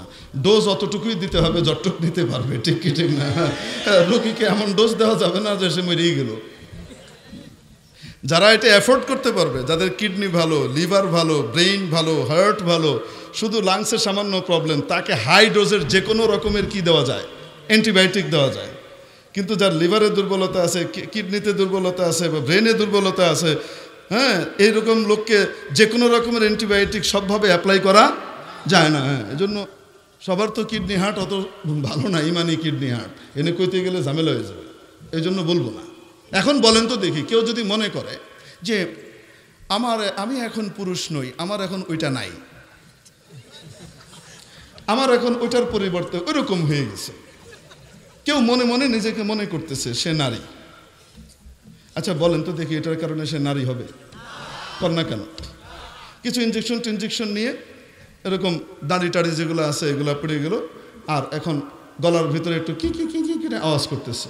সে যত কিছুই করুক না কেন, সে কি ডিম্বাশয়ের ভিতর থেকে ডিম তৈরি করতে পারবে? বলেন না কেন? তার ডিম্বাশয় হবে? বলেন না কেন? পারবে না। কিন্তু সে মনে করছে আমি কি হয়ে গেছি, আমি হো চি মিন ইসলাম হয়ে গেছি। উনি হো চি মিনও আবার ইসলাম, উনি আবু জেহেলও আবার ইসলাম মুসলিম, মানে শেখ আবু জেহেল। ভাবখানাটা এমন না? হো চি মিন ইসলাম হয়ে গেছে। আর এই হো চি মিন ইসলামকে এখন বলেন এ কি সুস্থ না আসলে অসুস্থ? আসলে বিকৃত মস্তিষ্ক, ঠিক কি ঠিক না? কেউ যদি নিজেকে মনে করে যে আমি কি হয়ে গেছি, বলেন না কেন, আমি মেয়ে হয়ে গেছি, তাহলে বিভিন্ন জায়গাতে আপনি দেখবেন, হোটেলে, রেস্তোরাঁতে, এয়ারপোর্টে ওয়াশরুম দেওয়া আছে না নাই? সিম্বল দেওয়া আছে, এটা নারীদের, এটা কি? এখন যদি সে মনে করে যে আমি তো মনে করছি যে আমি নারী, আর সরকার তাকে পাশ্চাত্যের কথা শুনে বলে যে হ্যাঁ হ্যাঁ হ্যাঁ তুমি যেহেতু মনে করছো ওটাই ঠিক, তুমি নারী, এখন সে যদি ওই বাথরুমে যায়, আপনার মাও যায়, আপনার বোনও যায়, আপনার এও যায়, আর ওইখানে এই এই এই আন্ডা যায়, আপনি বরদাস্ত করবেন? বলেন না কেন? গণধোলাই দেওয়ার দরকার আছে না নাই? কেন? এই ধরনের পাগলগুলাকে ভরা দরকার ছিল পাবনাগারদে, সেগুলাকে ইউনিভার্সিটিতে এনে সম্মাননার বক্তব্য দেওয়ার জন্য বাধ্য করা হচ্ছে এবং তাদেরকে ইউনিভার্সিটিকে চাপ দেওয়া হচ্ছে। না জানি ইউনিভার্সিটি কি অপরাধ করে ফেলেছে, ইউনিভার্সিটির ছেলেরা কি অপরাধ করে ফেলেছে যে তারা এই বিকৃত মস্তিষ্ককে এখানে সম্মাননার সাথে বক্তব্য দিতে দেয় নাই। উরে বাপরে বাপ, 72, 73 অসময় সময় সব লাভ দিয়ে নেমে আসছে। মানে ভাবখানায় উনি এমন বিশাল কি কাজ করেছেন যে উনি নোবেল প্রাইজ পাওয়ার মতো একটা গুরুত্বপূর্ণ কাজ করেছেন, আর এত বড় মহাসম্মানিতকে ইউনিভার্সিটি কেন বক্তব্য দিতে দিল না? এটা কত জঘন্য কাজ করে ফেললো। বাবারে বাবা, ওরা তো পাগল হয়েছে, এই জন্য কি আমরাও পাগল হব নাকি? বলেন না কেন? পাশ্চাত্য পাগল হয়েছে বলি কি আমরাও পাগল হব? আমাদের দেশটাকে পাগলের কারখানা বানানোর ধান্দা করা হচ্ছে। আল্লাহ হেফাজত করেন বলি আমিন। এই জন্য বলছিলাম, আমাদের সিলেবাসের ভিতরে এগুলো ঢুকানো হচ্ছে ওদের পরামর্শে। আমাদের সিলেবাসের ভিতরে এখন কি বলবো, আল্লাহ মাফ করুক, এই যে নাচ গান এখন মাশাআল্লাহ ঢুকানো হচ্ছে আল্লাহর নামে। তার আগে আবার বলে হুজুর বিসমিল্লাহ বলে নিয়েছে, তো বিসমিল্লাহ বলে কেউ ডাকাতি করলে কি এটা হালাল হয়ে যাবে নাকি? বিসমিল্লাহ আল্লাহ আকবার কে সুর জবা করলে কি সুর হালাল হয়ে যাবে নাকি? বলেন না কেন? সিলেবাসের ভিতরে যারা এই ধরনের জিনিস ঢুকাচ্ছে ওনারা বুঝি মাশাআল্লাহ, আর কিছু কইলাম না। হ্যাঁ, এখন আপনি বলেন, মুসলিম রাষ্ট্রপ্রধানের কাছে যেখানে ইসলামী শাসন ব্যবস্থা রয়েছে সেখানে যাকাত কাকে দিতে হয়? মুসলিম রাষ্ট্রপ্রধানের কাছে পাঠাতে হয়, উনি গোটা দেশের ভিতরে ডিস্ট্রিবিউট করবেন নিয়ম মাফিক। ঠিক কি ঠিক না? আমাদের দেশে মাশাআল্লাহ, এই কি বলবো আপনাকে, স্বাধীনতার আগেও স্বাধীনতার পরেও যে সমস্ত সরকার মাশাআল্লাহ পয়দা হয়েছে, ইনাদের কাছে যদি আপনি জাকাত টাকাত পাঠান তাহলে সব সুইজারল্যান্ডে যাবে, গরিবের পকেটে আর কিছু থাকবে না। বুঝাইতে পারেন? এই জন্য ওই মাসলা এখানে ফিট করেন না। তো আবু বকর রাদিয়াল্লাহু তাআলা আনহুর জমানায় একদল দাঁড়ালো, তারা কি দিবে না? মনে আছে না নাই? তারা কি দিবে না? জাকাত দিবে না। হজরতের চা খাইতে একটু সময় দেন, আমরা একটু হজরতের মানে একরাম তো কিছুই করতে পারি না, এত কষ্ট করে অনেক দূর থেকে আসছেন এবং একাধিক প্রোগ্রাম করে আসছেন। আপনাদের এই প্রোগ্রামের ব্যাপারে তো আল্লাহর খাস মদদ আর রহমত। ঠিক কি ঠিক না? আল্লাহ তাআলা এই মদদ আর রহমত জারি রাখেন বলি আমিন। আল্লাহ তাআলা হজরতের নেক হায়াত দারাজ করে দেন। দেখবেন কি সুন্দর মুক্তা ঝরা কথাবার্তা শুনবেন। আমি তো আসলে অগোছালো কথা কই, এই কাঁঠাল, এই আম, এই মান্দা দেখা যায়, এই নিমের ফল, এই মানে ঠিক ঠিকানা নাই। উনি যখন বলবেন তখন দেখবেন মাশাআল্লাহ মনে হবে যেন মুক্তা ঝরতেছে, একটার সাথে একটার তরতিব কি সুন্দর। আল্লাহ কবুল করেন বলি আমিন। মাজিদ বরকত এনায়েত করেন আল্লাহ তাআলা, হকের তর্জমানি করবার মাজিদ তৌফিক এনায়েত করেন আমিন। যাই হোক, মেরে মুহতারাম দোস্ত, বলছিলাম এখন সিদ্দিকে আকবর রাদিয়াল্লাহু তাআলা আনহু যখন খলিফা হলেন তখন ওই এক ফিতনা দাঁড়াইলো যে তারা কি করবে, জাকাত দিবে।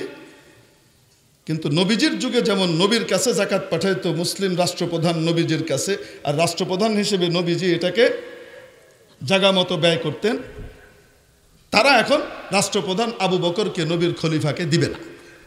আবু বকর রাদিয়াল্লাহু তাআলা এদের বিরুদ্ধে যুদ্ধ ঘোষণা করলেন। এখন হযরত ওমর রাদিয়াল্লাহু তাআলা আসছেন, এসে বলতেছেন আপনি কি এদের বিরুদ্ধে যুদ্ধ ঘোষণা করেছেন? আবু বকর বললেন হ্যাঁ করেছি। হযরত ওমর একটা হাদিস পেশ করলেন, রাসূল সাল্লাল্লাহু আলাইহি ওয়াসাল্লাম কি কথা বলেন নাই যে ব্যক্তি আমাদের কিবলার দিকে ফিরে নামাজ পড়ে, যে ব্যক্তি আমাদের জবাই করা জানোয়ার খায়, মানে সে মুসলমান, তাহলে সে আমাদের কাছ থেকে তার রক্ত, তার জান, তার মাল, তার আবরু ইজ্জত হেফাজত করে ফেললো। নবীজি কি কথা বলেন নাই? আবু বকর রাদিয়াল্লাহু আনহু বলছেন, মানে বোঝাতে চাচ্ছেন যে তারা তো নামাজ পড়ে, তারা তো রোজাও রাখে, তারা তো হজও করে, তারা তো জাকাতও দেয়, কিন্তু জাকাতটা কি করবে না। নবীজির যুগে যেমন নবীর কাছে মুসলিম রাষ্ট্রপ্রধানের কাছে দিত, এখন মুসলিম রাষ্ট্রপ্রধানের কাছে সে কি করবে না, দিবে না। ইসলামী ইমারতের প্রধানের কাছে দিবে না, এতটুকুই তো। তো তাহলে এর বিরুদ্ধে কি যুদ্ধ করা যায়? বিষয়টা বুঝেন নেই। এখন আবু বকর রাদিয়াল্লাহু তাআলা আনহুর সামনে দুইটা পথ ছিল। একটা পথ হলো ওমরের কথা মেনে নিয়ে সিদ্ধান্ত প্রত্যাহার করা, ঠিক কিনা?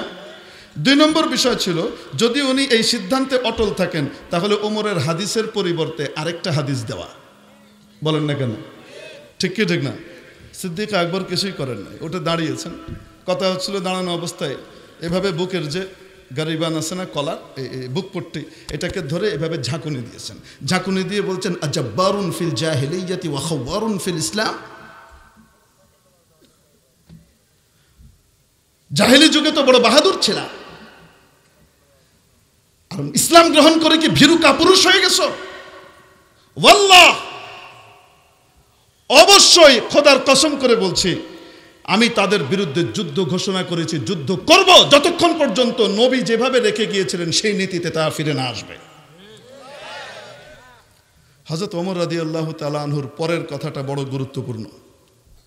হযরত ওমর রাদিয়াল্লাহু তাআলা আনহু একজন কোরআনবিদ, হাদিসবিদ সাহাবী, ঠিক কি ঠিক না? রাসূল সাল্লাল্লাহু আলাইহি সাল্লামের 2 মন্ত্রীর 1 মন্ত্রী ওয়াজির, যার মন অনুযায়ী রব্বুল আলামিন কোরআনে কারিমে 13 থেকে 17 জায়গাতে কোরআনের আয়াত নাজিল করেছেন। ওমর এসে নবীর কাছে বলেছেন, ইয়া রাসূলুল্লাহ, পর্দার বিধান নাজিল হওয়া দরকার, এখনো বৈঠক শেষ হয় নাই, পর্দার বিধান নিয়ে হযরত জিবরিল নাজিল হয়ে গেছেন। এরকম ঘটনা কয়টা আছে? মিনিমাম 13টা, বাকিগুলা মেলালে 17টা আসে। মেরে মুহতারাম দোস্ত, সেই ওমর কি বলেন? فلما أن رأيت أن الله قد شرح صدر أبي بكر للقتال عرفت أنه الحق। আমি যখন দেখলাম আল্লাহ রব্বুল আলামিন আবু বকরের হৃদয়কে তাদের বিরুদ্ধে যুদ্ধ করার ব্যাপারে একেবারে খুলে দিয়েছেন, পরিষ্কার তার কাছে দিবালোকের মতো, আমি বুঝলাম আমি যে হাদিসের মর্ম বুঝেছি এটা ঠিক নয়, হাদিস আমার চেয়ে বেশি আবু বকর বুঝেন, এটাই ঠিক। আবু বকর যা সিদ্ধান্ত নিয়েছেন ওটাই ঠিক। তাহলে খোলাফায়ে রাশিদিনের আমল কি? নিজে নিজে যা বুঝলাম কোরআন হাদিস পড়ে সেটার উপরে আমল করা, নাকি ফকিহের শরণাপন্ন হয়ে আমল করা? বুঝাতে পেরেছি? এজন্যই যারা মাযহাবের উপরে চলে এই সমস্ত ব্যক্তিরা কোরআন হাদিসকে সহি তরিকায় ফলো করে, আর যারা মাযহাবকে বাদ দিয়ে নিজেদের অন্য লোকদের মতো মেনে মেনে ওইভাবে চলে, এই সমস্ত ব্যক্তিরা কোরআন হাদিসকে ফলো করে সহি তরিকায় না, ভুল তরিকায়। আল্লাহ তাআলা আমাদেরকে বুঝবার তৌফিক দান করেন বলে আমিন। কথা বলার এখন সময় নেই, সুলতান চলে আসছেন, কি কথা বলবো, কথা আওলায় ফেলতেছি। কিন্তু আপনাদের মনে আছে না নাই, আরে খলিফা হারুনুর রশিদ এর দরবারে কি হলো? তালাক হয়ে গেল। কিন্তু ইমাম আবু ইউসুফ প্রমাণ করে দিলেন সমস্ত উলামায়ে কিরামের সামনে যে না, তালাক হয় নাই, কারণ লাকাদ খালাকনাল ইনসানা ফি আহসানি তাকওয়িম। আল্লাহ তাআলা অন্য কোন সৃষ্টির ব্যাপারে বলেন নাই, ইনসানের ব্যাপারে বলেছেন সবচেয়ে সুন্দর অবয়বে তৈরি করেছে।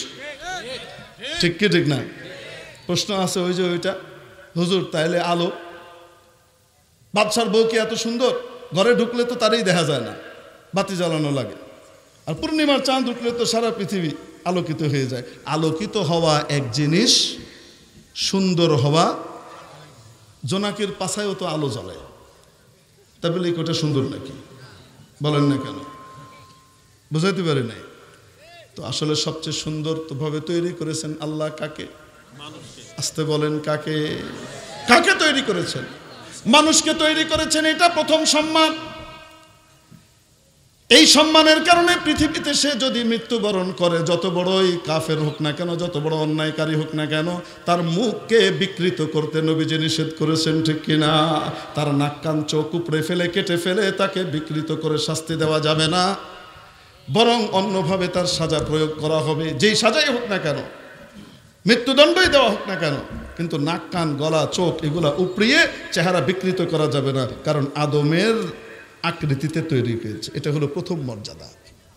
দ্বিতীয় মর্যাদা ঈমান। কেউ যখন ঈমান আনে, সাথে সাথে রব্বুল আলামিন তাকে আপগ্রেড করে দেন। সে আপগ্রেড হওয়ার পরে তার দামটা কেমন বেড়ে যায় বলবো নাকি? একজন ব্যক্তি ঈমানদার, গুনাহগার, সে গুনাহগার কিন্তু কি, আসতে বলেন, ঈমানদার। একজন গুনাহগার ঈমানদারের মর্যাদা রব্বুল আলামিনের কাছে কেমন? সহিহ মুসলিমের ভিতরে নবীজি সাল্লাল্লাহু আলাইহি সাল্লাম হাদিস দিয়ে আমাদেরকে বুঝিয়েছেন। মেরে মুহতারাম দোস্ত, কিয়ামতের দিন সকলের সমস্ত হিসাব কিতাব ওপেন হবে। সবার সামনে হবে। আমি আপনি যা করেছি এগুলো সবার সামনে পড়ে শোনানো হবে, সবাই জানবে, দাদাও জানবে, দাদিও জানবে, নাতিও জানবে যে আমার দাদা এই কাম করছিল। প্রত্যেক মানুষের জীবনে কিছু এমন জিনিস থাকে যেগুলো সে চায় না আর কেউ জানুক। প্রত্যেক বাবা চায় আমি যতই ঘুষ খাই না কেন আমার সন্তান জানুক আমি নীতিবান, ঘুষ খাই না। বলেন না কেন? ঠিক কি ঠিক না? সন্তানের কাছে, নাতি নাতকরের কাছে একটা মান ইজ্জতের ব্যাপার আছে। কিয়ামতের দিন সবার হিসাব সবার সামনে হবে, সবাই জানবে। কত বড় লজ্জা! ওই লজ্জা থেকে বাঁচবার একটা মাত্র উপায় নবীজি সাল্লাল্লাহু আলাইহি ওয়াসাল্লাম হাদিস শরীফের মধ্যে বলেছেন, বলবো নাকি? মান সাতারা মুসলিমান, যে ব্যক্তি কোনো মুসলমানের গোপন দোষকে গোপন করে। কেমন দোষ? আসতে বলেন। গোপন দোষ। একটা হলো ওপেন দোষ, সবার সামনে ল্যাংটায় ঘুরে বেড়াইতেছে, গোপন করার তো কিছু নেই, হে নিজেই ওপেন করে বেড়াইতেছে, এটা না। গোপন দোষকে গোপন করে এবং যে গোপন দোষের দ্বারা অন্যের ক্ষতি হয় না, এইরকম কোন দোষকে যে গোপন করে, রাসূল সাল্লাল্লাহু আলাইহি সাল্লাম বলেন সাতারাল্লাহু লাহু ইয়াউমাল কিয়ামাহ, কিয়ামতের দিন রব্বুল আলামিন তার জন্য আলাদা পর্দার ব্যবস্থা করবেন। এই পর্দার ভিতরে তার হিসাব কিতাব হবে, কেউ জানবে না। একজন গুনাহগার মুসলমানের দাম রব্বুল আলামিনের কাছে এই পরিমাণ। আমার আগে হযরত মাওলানা আব্দুল আহাদ সাহেব দামাত বারাকাতুহুম বয়ান করছিলেন, খুব চমৎকার বয়ান করছিলেন। আমি মনে করেছিলাম ওইখান থেকেই শুরু করব, কিন্তু ভূমিকা অনেক লম্বা হয়ে গেছে। রাসূল পাক সাল্লাল্লাহু আলাইহি সাল্লামের কাছে যখন হযরত মুআযা ইসলামী রাদিয়াল্লাহু তাআলা আনহু এসে বললেন, ইয়া রাসূলুল্লাহ ইন্নী জানাইতু, নবীজি সাল্লাল্লাহু আলাইহি সাল্লাম মুখ ওদিকে ফিরিয়ে নিলেন। আবার ওদিকে গিয়ে বললেন, ইয়া রাসূলুল্লাহ ইন্নী জানাইতু, আমি জিনা করেছি। রাসূলুল্লাহ সাল্লাল্লাহু আলাইহি সাল্লাম বললেন, সম্ভবত তুমি লাআল্লাকা মাসিস্তা, সম্ভবত তুমি টাচ করেছো, এটাকেই তুমি জিনা মনে করছো, যাও তওবা করো। নবীজি বুঝেন না যে সে জিনা করেছে? বলেন না কেন? বলেন না কেন? জানেন কি জানেন না? কিন্তু কি বলছেন? সম্ভবত তুমি টাচ করেছো, এটাকেই তোমার কাছে অনেক বেশি জিনা মনে হচ্ছে, যাও যাই করেছো আল্লাহর কাছে তওবা করো, আল্লাহ মাফ করে দিবে। উনি এই পাশে এসে আবার বলছেন, ইয়া রাসূলুল্লাহ ইন্নী জানাইতু। রাসূলুল্লাহ সাল্লাল্লাহু আলাইহি ওয়াসাল্লাম বলছেন, লাআল্লাকা ক্বাব্বালতাহা, সম্ভবত তুমি তাকে চুমু দিয়েছো, আর তুমি এই চুমুটাকেই মনে করছো ব্যভিচার করেছো, যাও আল্লাহর কাছে তওবা করো, যাও। আবার এদিকে ঘুরে এসে বলল, ইয়া রাসূলুল্লাহ, নবীজি মুখ ফিরিয়ে নিয়েছেন, আমি জিনা করেছি। রাসূল সাল্লাল্লাহু আলাইহি ওয়াসাল্লাম তারপরে বললেন, ডাকো, লোকজনকে ডাকো। ওনার কবিলার লোকজনকে ডাকলেন, ডেকে তারপরে বললেন, ওর কি মাথা খারাপ না মাথা ঠিকঠাক আছে? ইয়া রাসূলুল্লাহ, সে আমাদের ভিতরে সবচেয়ে সতর্ক। ঠিক আছে, যাও তাহলে নিয়ে কি করো, ইসলামের যে বিধান সেটা বাস্তবায়ন করো। নবীজি সাল্লাল্লাহু আলাইহি ওয়াসাল্লাম তাকে এখান থেকে বাঁচাবার জন্য কতগুলা ব্যাখ্যা দিয়েছেন, বলেন না কেন? যাও, তুমি যদি জিনাও করে থাকো, কেউ তো দেখে নাই, কেউ জানে না, তুমি তোমার মাবুদের সাথে হল করে ফেলো, 100 জিনা করলেও রব্বুল আলামিনের কাছে খাঁটি দিলে তওবা করলে আল্লাহ সব মাফ করে দিতে পারেন, যাও। চেয়েছিলেন বাঁচাতে, ঠিক কি ঠিক না?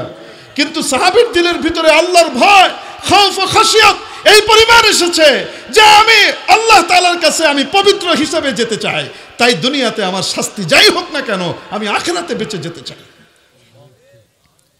আর নবীজি কতবার ইয়ে করেছেন, যাও তওবা করে নাও, আল্লাহকে ভুলে নাও।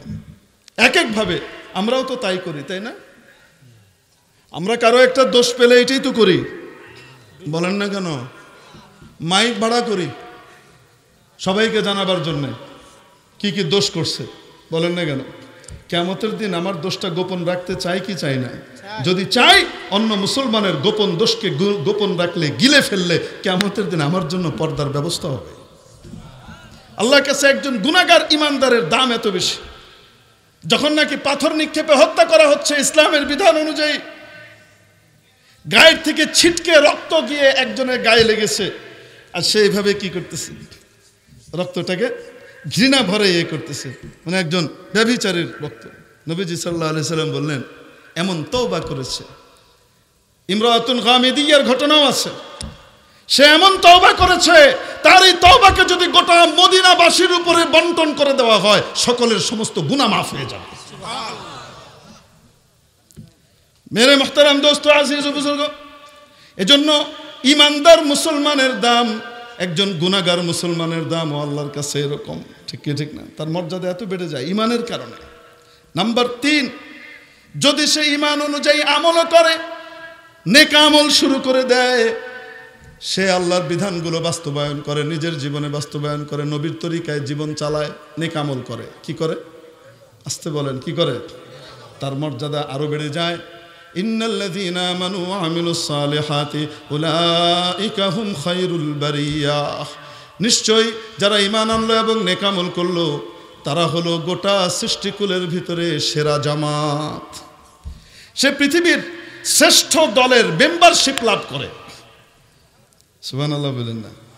পৃথিবীর সেরা দল যেটা, সেই দলের কি পায়? সে মেম্বারশিপ পায়। আরে বাপরে বাপ, খেলার ভিতরে যদি বাংলাদেশের কি এ দল না বি দল কি করেন আপনারা, জাতীয় দল, ওখানকার যদি মেম্বারশিপ পায় তাহলে কি বলে, বাবার বাবা ওই সাইড বেঞ্চে বয়ে থাকে, কিন্তু কি গর্ব কন্যা কেন? ঠিক কি ঠিক না? মেম্বারশিপ পাওয়া যায় যদি ইমানের সাথে নেক আমল করে। আর যদি ছোট বড় সমস্ত গুনাহ থেকে নিজেকে বাঁচিয়ে ফেলে তার মর্যাদা আরো বেড়ে যায়। বড় গুনাহ তো করে না, ছোট গুনাহ করে না, আল্লাহর ভয়কে সামনে রাখে, গুনাহ থেকে নিজেকে বাঁচায়। রব্বুল আলামিন তার ব্যাপারে বলেন, তোমাদের রিজিকের উৎস আমি তোমাদের জন্য খুলে দেব যে আমাকে ভয় করবে। ওয়ামান ইয়াত্তাকিল্লাহা ইয়াজআল লাহু মাখরাজা, আর কোন দল, কোন জামাত, কোন এলাকাবাসী তারা যদি আল্লাহর ভয়ে গুনাহ ছেড়ে দেয়, কি ছেড়ে দেয়? আস্তে বলেন, কি ছেড়ে দেয়? গুনাহ যদি ছেড়ে দেয়, রব্বুল আলামিন বলেন তাহলে তাদের জন্য আসমান এবং জমিনের বরকতের সম্পদের দুয়ারগুলা আমি খুলে দিতাম। ওয়ালাউ আন্না আহলাল কুরা আমানু ওয়াত্তাকাউ লাফাতাহনা আলাইহিম বারাকাতিম মিনাস সামাই ওয়াল আরদ ওয়ালাকিন কাযযাবু, যদি জনপদবাসীরা ঈমান আনতো আমার উপরে আর আল্লাহ আমাকে ভয় করত। কাকে ভয় করত? ইউরোপকে নয়, আমেরিকাকে নয়, ব্রিটেনকে নয়, ফ্রান্সকে নয়, ভারতকে নয়, পাকিস্তানকে নয়, কাউকে নয়। ভয় কাকে? আল্লাহকে। আল্লাহকে। আমাকে যদি ভয় করত তাহলে আমি কি করতাম জানো? আমার ভয়ের সমাজ যদি প্রতিষ্ঠা করত, আমি আসমান এবং জমিনের বরকতের দুয়ারগুলো তাদের জন্য উন্মুক্ত করে দিতাম। সুবহানাল্লাহ। আরে দেখেন না কেন 20 বছর পর্যন্ত আফগানিস্তানের ভিতরে বোম্বিং করলো আর যুদ্ধ করে পয়সা নষ্ট করলো আমেরিকা। শেষ পর্যন্ত চলে যাওয়ার সিদ্ধান্ত নিল। খামাখা টাকা ঢালতেছি, না এদের কাছে তেল আছে, না গ্যাস আছে, না কিছু আছে, খামাখা এই পাথরের জমিনে পয়সা ঢেলে লাভ কি? ইরাক দখল করে তো কিছু তেল পাওয়া গেছে, কয় না কেন? এটা তো খালি পয়সাই যায়। যেহেতু ওদের একজন ব্যবসায়ী প্রেসিডেন্ট হয়েছিল বহুদিন পরে, ওটা হলো ট্রাম্প, ওগুলো আসলে ব্যবসায়ী। ব্যবসায়ী কিন্তু হিসাব করে পয়সা করে, আমার কয় টাকা থাকলো, কয় টাকা গেল, ইগো মিগো পরে। ভালো ব্যবসায়ী হইতে হলে ইগো ধরে ব্যবসা করা যায়, কয় না কেন? হ্যাঁ ভাই, কিনবো না আপনার কাছ থেকে বলে চলে যাচ্ছে, ভাইজান আসেন না, আসেন একটু দেখেন না, আরেকটা দেখেন, কয় কি কয় না। ওই বেটা চিন্তা করছে খালি আমার লস, পয়সাই যাইতেছে, লাভের লাভ তো কিছুই নাই, না কোনো তেল আছে, না গ্যাস আছে, কিছু আছে। যাই হোক চুক্তি মুক্তি করে কাতারে তারপরে মাইর খেয়ে বেরিয়ে গেল গা। চলে যাওয়ার পরে আল্লাহু আকবার, আল্লাহর রাজ প্রতিষ্ঠা হলো। বলেন না কেন? এতদিন যাদেরকে CNN BBC বলতো জঙ্গি, তারাই আফগানিস্তান ছাড়ার আগে বলতে শুরু করলো তালেবান যোদ্ধা। বলেন না কেন? আসল কথা স্বীকার করলো 20 বছর পরে এসে হইলো, ঠিক কি ঠিক না? স্বীকার করলো যে মুক্তিযুদ্ধ করে নিজের দেশকে সেভ করবার জন্য, সে জঙ্গি হয় না, সে যোদ্ধা হয়। ফিলিস্তিনিরা তাদের নিজেদের দেশ সেভ করবার জন্য লড়াই করছে, তারা জঙ্গি নয়, তারা যোদ্ধা। বাংলাদেশিরা পাকিস্তানিদের বিরুদ্ধে নিজেদের অধিকার প্রতিষ্ঠার জন্য, দেশ রক্ষার জন্য লড়াই করেছিল, তারা জঙ্গি ছিল না, তারা যোদ্ধা ছিল, ঠিক কি ঠিক না? বাস্তবতা এটা।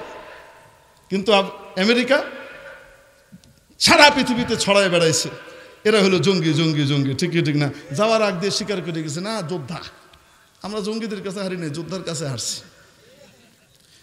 মাত্র 2 বছর যায় নাই, আল্লাহ তাআলা একের পর এক খনিজ সম্পদ তাদের সামনে এনে দিচ্ছেন। আফগানিস্তানে এখন বিশাল বিশাল খনিজ সম্পদ বেরোচ্ছে। সুবহানাল্লাহ বলেন না? কে দেয়? আরো আসতে বলেন, কে দেয়? আল্লাহ। অতএব আমাদের বাংলাদেশ এটাকে যদি এটার তলদেশ এবং উপর থেকে রিজিকের বরকত পেতে চায়, আমেরিকার তরিকায় নয়, ব্রিটেনের তরিকায় নয়, ফ্রান্সের সিস্টেমে নয়, ভারত বা পাকিস্তানের সিস্টেমে নয়, চলবে এটা মদিনাওয়ালার সিস্টেমে, তাহলেই বরকত নাজিল হবে, ঠিক কি ঠিক না? মদিনা সনদ শুধু মুখে বললে হবে না, কার্যকর করা লাগবে, তাহলেই বরকত আসবে, ঠিক কি ঠিক না? আল্লাহ তাআলা আমাদেরকে ইজ্জত পাবার তৌফিক দান করেন। এই যে তাকরিমের আরেক দরজা, আরো দরজা আছে, সেগুলা কর এখন হিম্মত হচ্ছে না। আচ্ছা বলেই দিই, এরপরে এরও উপরের দরজা, সেটা হলো কেউ যদি আলেম হয়ে যায়। কি হয়ে যায়? এই তুমি বসো তো, তুমি দাঁড়ায় আসো কেন? বসো। কে বেরিয়ে যাবে? হজরত বেরোবে না। মানে আমার দোস্তের জন্য এদের দোস্তি আর মায়া আমার চেয়ে বেশি, মানে মায়ের চাইতে মামার দরদ বেশি। আচ্ছা ঠিক আছে, আল্লাহু আকবার বলি আমিন। আল্লাহ কবুল করেন। যদি এলেম অর্জন করতে পারে, আসমানি এলেম, তার মর্যাদা কেমন বেড়ে যায় জানেন? বলবো? আল্লাহু আকবার, নবীর ওয়ারিস হয়ে যায়। পৃথিবীর সবচেয়ে শ্রেষ্ঠতম